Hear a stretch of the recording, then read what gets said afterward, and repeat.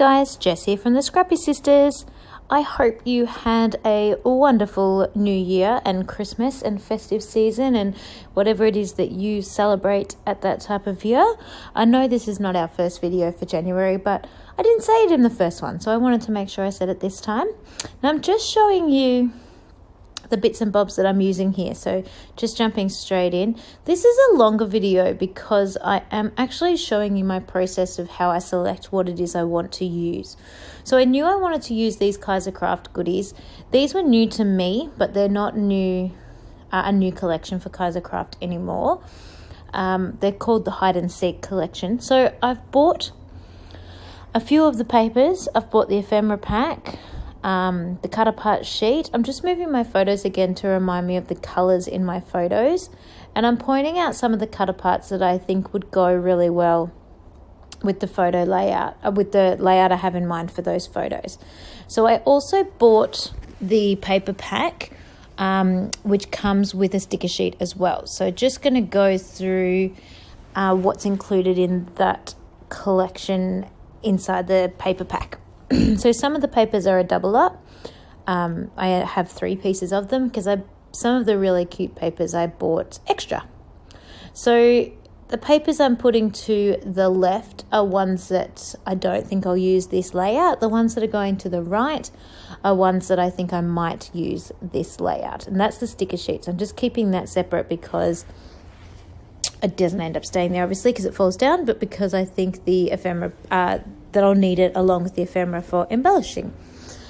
So I decide pretty quickly that I want to use this teal green with the blue mountains because my son's wearing it's actually dark grey, but it almost looks a navy in the photographs. So I'm going to try and pick up those sort of navy colours there. And I love the little saying, "Oh, the places you will go," along with this photograph that's showing his milestone of reaching 1 month. He's obviously quite a bit older than that now, if those of you that have been following along with the channel. What is he now? Almost 4 months. Sorry, that took a little bit of time. So I chose my backing paper, and then I decided I wanted to use a big letter T. So I just got a piece of white American Crafts cardstock, and I'm drawing on the textures side because I want to do some mixed media on the smooth side. So I'm just sketching out a T.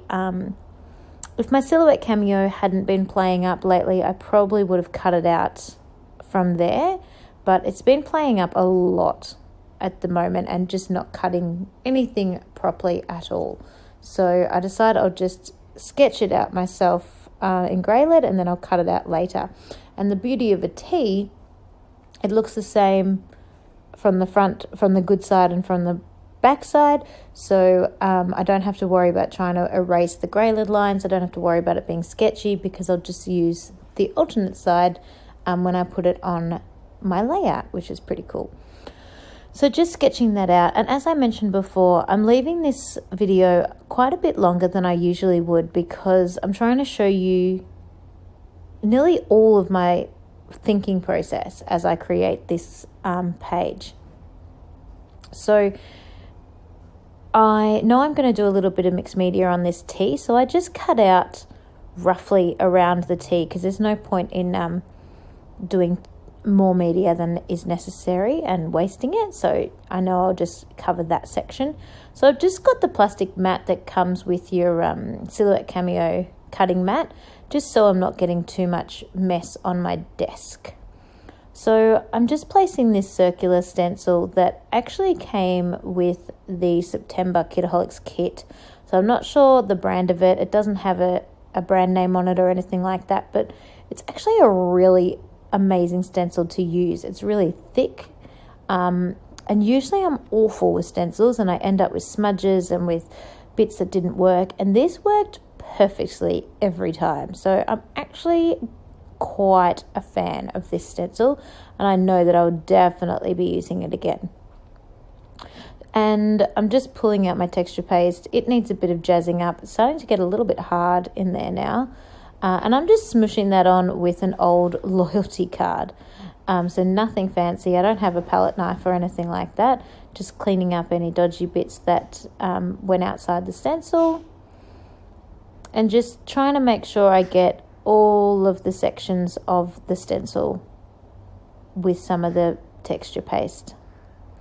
And it just depends the look you're going for. If you want it to be super messy, you wouldn't have to get the whole of the stencil covered. But because I'm only using bits of the stencil, I wanted to make sure every one of the little cutout bits had some texture paste in it. So when that is finished, just cleaning up a bit of the board, getting the excess texture paste off.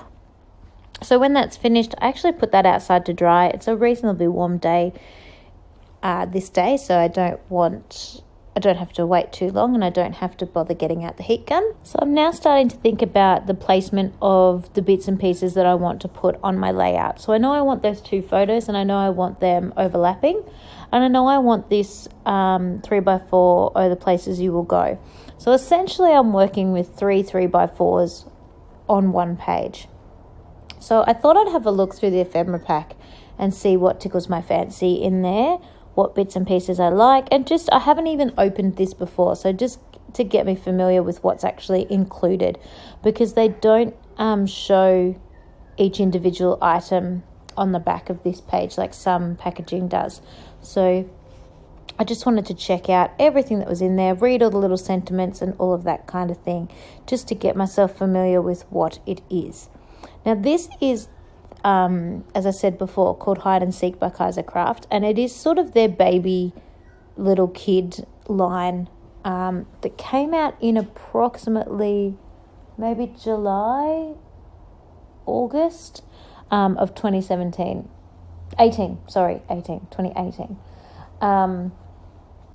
And it's designed, it's all one collection, but it's designed to be unisex. So there's pink girl things, there's blue boy things, and there's things that can just be used by both genders. So the minute I saw this sheet of paper, I knew I'd want to cut it apart, especially looking at the pose that little man's in. He's still got the startle reflex going on, so the arms naturally are sticking out. And the little characters, not all of them, but a lot of the little characters on this sheet have their arms sticking out. So I know I want to use those just for symbolism, because it looks really cute to have them basically doing the same pose as what he is doing. So I start off with this bunny. I really want the raccoon, but the raccoon's in the middle of the page. So I start off with the bunny because, you know, I don't want to cut too far into a cut apart sheet right from the minute go. Well, it's not even a cut apart sheet, it's 12 by 12 paper. But I do anyway. So cutting in and fussy cutting the bunny. Now I left this in because I wanted to point out some tips and tricks for fussy cutting. So the smaller your scissors, the better. So these scissors are not ideal. They're not super duper small. Smaller, pointier scissors are great. And keeping your scissors still and moving the paper is a much easier way to be precise with your fussy cutting. Now, I don't mind fussy cutting, but I find those two things especially make life easier. And also, where possible, leaving a bit of a white or whatever the background colour is border around the thing that you're fussy cutting is quite helpful. If you try and cut flush with the outside line of the character or the flower or whatever it is you're cutting out, you will probably not get that perfect, and your imperfections will show more. So those are my three sort of top tips. Now, my tea is dry with the texture paste, so I've pulled out 3 of my Heidi Swap colour shines in colours that I think will match the backing paper. And I've just got a piece of plastic packaging there that I use to messy up my space. So I'm giving is that the navy? I can't see what it is. We'll see as soon as I spray it out. I'm giving the navy a bit of a shake at the moment to shake up the shimmer that's stuck to the bottom. That's what the ball bearing in the bottle is for. So making sure you shake that up, shaking left and right and up and down. A lot of my shaking at this stage is done quite gently really, because two reasons. One, it can cause bubbles in your pot, which can make shaking it quite a challenge, and two, using it quite a challenge, and two, because I don't want the ball bearing blanging and clanking around to wake my small child that is in his bed literally right beside me, because he likes to be around people. So I had an idea of how I wanted to do this. I wanted to put on bits of paint and then spray it with water and have it thin out. But then my spray gun stops working. So unfortunately that doesn't work. As you can see, the navy looks really, really dark, but when you put it on, it dries quite a lot clearer. Not clearer, but a lot lighter. I've also got the gorgeous teal colour. I was too lazy to wash my paintbrushes, so I just got more than one. So I'm dabbing it on as well. And I'm very shortly about to change tact with how I'm doing this, because as I said, my water bottle is just not working, my spray bottle. I need a new one of those. And so I'm just going with the full spray it straight onto the page, because I just can't. Now, that one right in the center of the T, that's a real squirt, I end up being really grumpy about that one. I should have sprayed again, so I didn't have so many like splatters around, I guess. I liked having a more direct and more consistent puddle of water. So I'm just soaking that up, which I know seems silly, but it just gives the effect far more instantly of what I'm looking for. And it's easier to see how my colours are looking. So I'm filling in some of the white spaces because I don't want too much white happening on the page. And as you can see where the texture paste was painted, it's not taking any of the colour. So it's staying that cream. I was just putting a little bit more navy in the centre, trying to cover up a few of those really spotty splat marks, but it didn't work that well. And up in the top right, where there's still quite a lot of white, that was where I'd smudged the texture paste, and then I cleaned the texture paste off, but the residue is still on the page, and the Heidi Swap Colour Shine won't cling to it, so it will have to stay white. Now, when you're making something messy and imperfect like that, it's sometimes a really good idea to put splatters of the same colour on top, because it shows that it was never meant to be perfect. You were going for this messy, splitchy, splotchy look. So this is where gesso would come in handy. I really want to tone down the back of the pattern paper just in the positions where I'm putting my photos. But I don't have any gesso, and texture paste is really thick. So I'm trying really hard to thin this out as much as I can. Lots and lots and lots of rubbing with my fingers, lots of smushing, lots of spreading. I just want to put it behind where my photos are going to go and where the places you will go is going to go, just to help the photos sort of pop up off the page. Because that background colour is so bright and eye-catching, I just want to make sure the photos are featured and grab your attention. But I'm finding working with this texture paste is pretty hard to do, because it's really hard to spread and it's not really doing the look quite the way I wanted it to. But when I don't have any gesso, I've just got to work with what I have got. So I will add that to my birthday present list or what have you, because it is something I'd like to add to my supply. I'm slowly making a bit of a list of all these things I mentioned to you guys that I would like to have that I don't have yet. So just checking with the 3x4, the places you will go, if that's been covered enough, checking with the photos if I've got enough there, if that's covering enough. And of course, you end up being a bit careful as to how much you put on, thinking you've put on plenty but not a heap. And then once you actually get everything out on your page, you could have done way more. So it's just showing you how shiny and sparkly that tea turned out. So I put the paper and I put everything outside to dry, basically. And I must admit the texture paste there on that 12 by 12 is not 100% dry yet, but I'm a little bit too eager to get going to wait for it any longer. And the tea is also not 100% dry either. The really thick navy blue bits you can see there are not quite dry, but I can work with it. I want to get going. So I'm just cutting out along the grey lead line that I drew earlier to actually form the shape of my tea properly.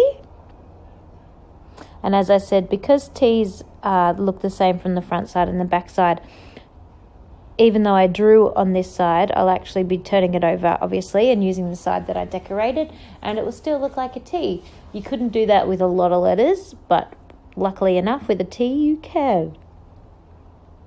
I did make that mistake on a totally different layout with about Jack. I cut out a big J and then didn't even think about the fact that I'd have to try and erase the grey lead because you can't turn a J over, it becomes an L. So just working out the placement, I want those two photos there, I want the places you will go over there, and I want the T in the centre. But I'm noticing now I match these colours far too well and the T is getting lost. The T needs some texture paste behind it as well, which I didn't do. So I actually was flipping it over to see if I liked the back of the page better, but I really don't. So I definitely want to use the front, but I want to try and get the T to pop out a bit more. So I pulled a little bit of the scrap out of the rubbish bin and I'm using a fine Sharpie. It's not actually a Sharpie, but the same concept, to go around the edge to see how that looks. And I decide that that's really too dark. It is standing out too much. Maybe if I had a navy Sharpie it would look better, but with the black it's just way too much. So now I'm getting a fine line pen and just doing some doodle back and forth doodly lines all the way around the outside and just seeing how that looks, if that helps enough for it to stand out. And I decide that that's the way I want to go. So I'm pretty much doing two doodly lines back and forth all the way around the outer edge, over top of the texture paste, over top of all the hidey shine, just all the way around the edge of this tea. Now it is a little bit challenging because it is a tiny bit wet, because there is texture paste on it, because it is bumpy, because it is decorated. So some sections stand out more obviously than others, but it's enough that the tea is actually becoming noticeable now, which is the point. I wanted, when you put the tea onto the layout, I actually wanted it to be not blend in completely. So I matched the colours far too well, and I'm now trying to get them to stand out on their own a little bit more. And I think that this works quite well with the doodly border. So you'll see in a minute when I pop it back on the page the difference that makes by just helping it to pop out a little bit. Gosh, that tea is so sparkly and shiny, you're getting glare off it. Sorry about that. So there I cut out the little raccoon off camera. I didn't think you needed to watch more fussy cutting. And then I've got the little rabbit. So I've got two of my clusters happening already with just simply by putting those two ephemera pieces on. I noticed the beautiful pink flowers on the back of the page and think, I really do want some floral in this. I think that'll be really cute. And there are some pink flowers on the same side as the bunny and the raccoon. So I'm going to fussy cut those out as well and just add those into some clusters just to help add another pop of colour and just to help pretty up the page a little bit. I just liked them, so I wanted to include them. So that's where my third cluster is going to go, just beside the photo there on the left. So now I'm thinking about having a little floral piece in all three of the clusters. So I'm cutting out another one now, a second one. So there's lots of fussy cutting in this layout. So there's a bit of mixed media, there's a bit of fussy cutting, but otherwise it's actually quite simple and it comes together really quite quickly after this. I know it doesn't sound simple when I say that there's mixed media and there's fussy cutting and there's this and there's that, but it really, you've been watching, it really isn't all that difficult. So I'm just having a look through the ephemera pack again, trying to find a few bits and pieces to fill in the clusters because I need something else in there. And I really love that little teepee. I think that's really cute. I'm definitely not against using pink on a boy's layout, but I do have to be careful. Some of the pink stuff actually says she, and I haven't thought of a way to doctor that into a he yet. It might have to go on a layout about myself or about my sister or about my mum or something like that, as I don't have any she's in my immediate family. I've got all boys here, so we will soon see. So I'm just having a fiddle. I need another flower now because I've got a pink flower in the bottom 2 clusters and I need one up with the rabbit. Now I can't have the rabbit miss out.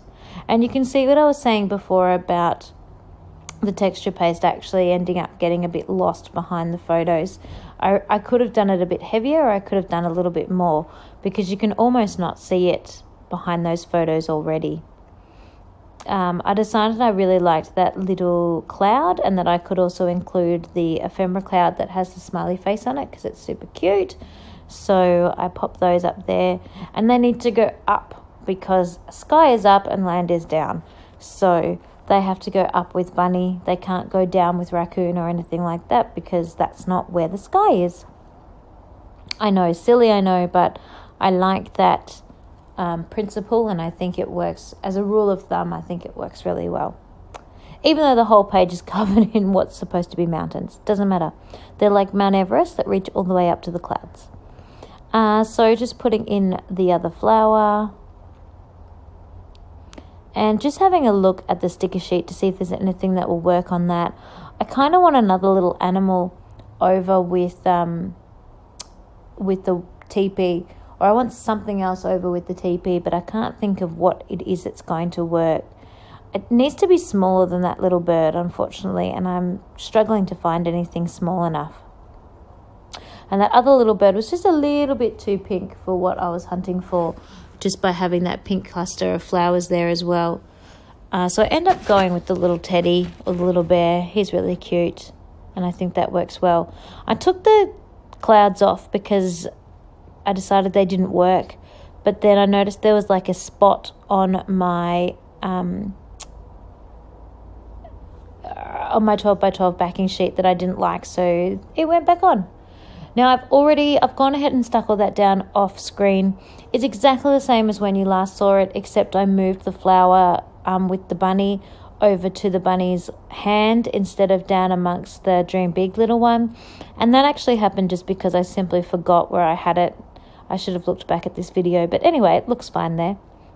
And so I've pulled out the Maggie Holmes puffy stickers and chipboard pieces just to see if there's anything that works out of those, because I knew that they had some really cute woodland animals amongst them, but not really anything worked out of the chipboard sheet.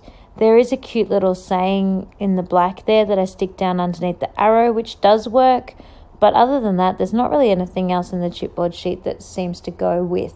But I do love the little animal heads that are in the puffy stickers, and I think they will go well with the idea because of the other animal features.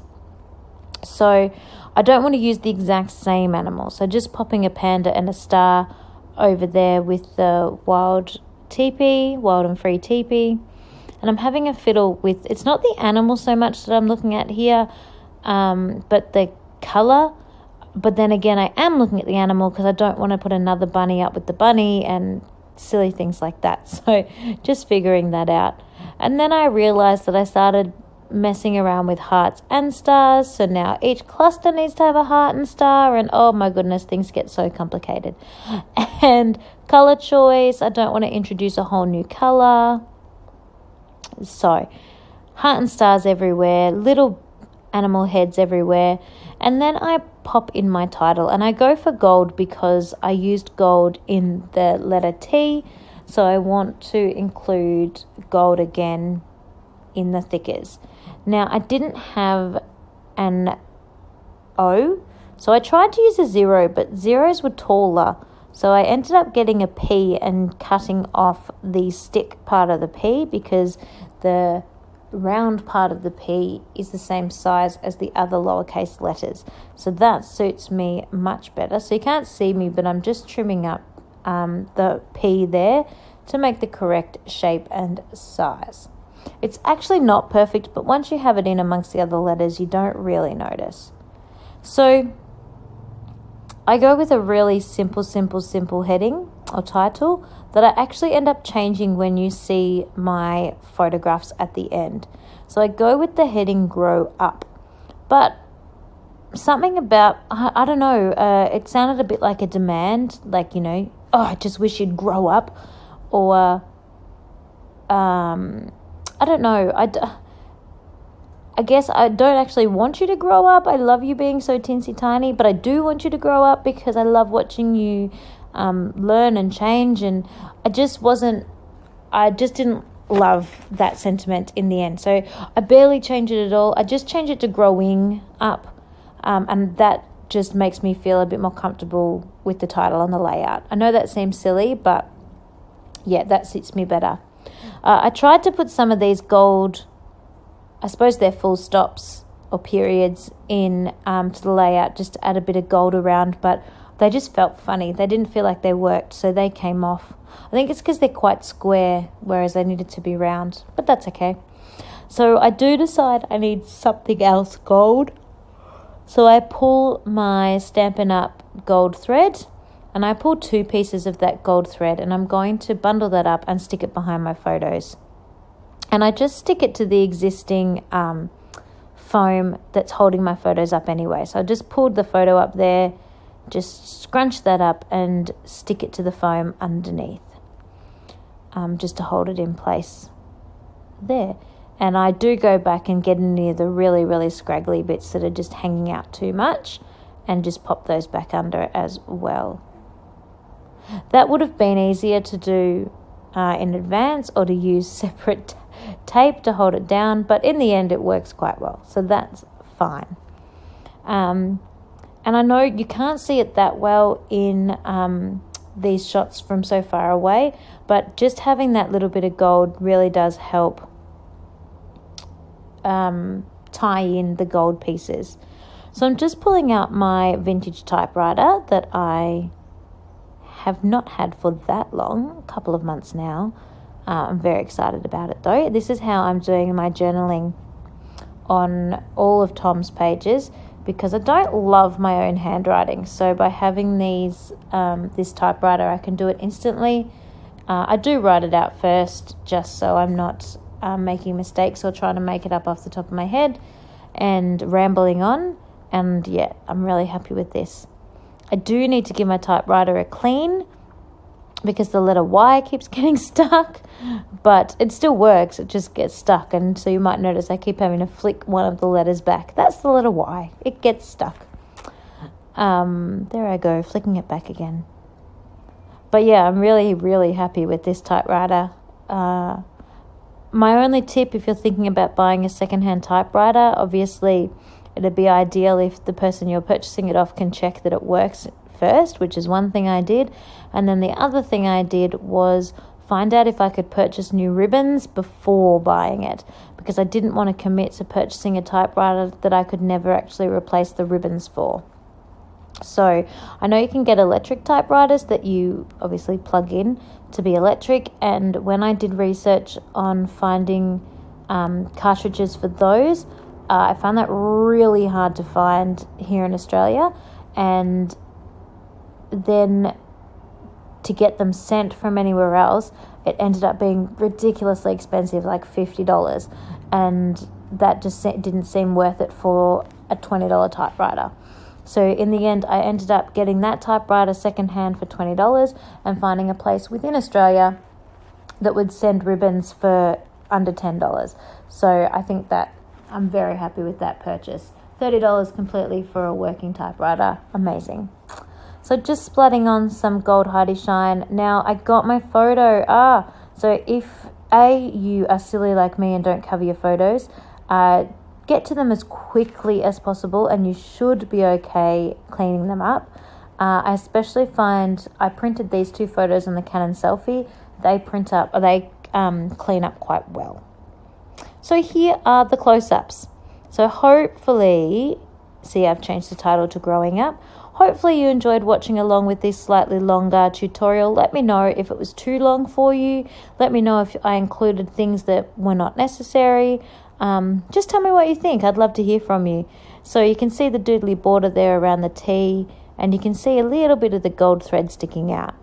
I hope you enjoyed it. Please like and subscribe and leave me a comment and I'll get back to you. Bye everyone.